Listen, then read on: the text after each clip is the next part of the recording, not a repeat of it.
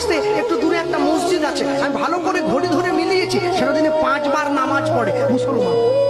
ভোর 5টায়, দুপুর 12টায়, বিকেল 3:30টায়, বিকেল 5টায়, সন্ধ্যে 7টায়।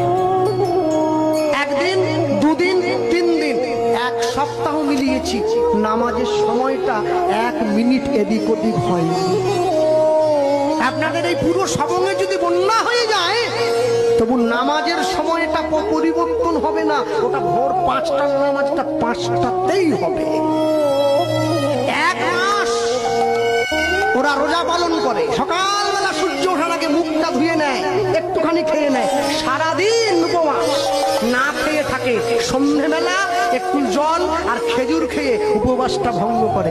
পরে কি খাবে সেটা বড় কথা নয়, 1 মাস তো পালন তো করে। আর আমার বাড়ির মা বোনেদেরকে বললে কি গো একাদশী করবে, বলে না এবারটা হবে না, পরের বারটা হবে। আমি কি একাদশী?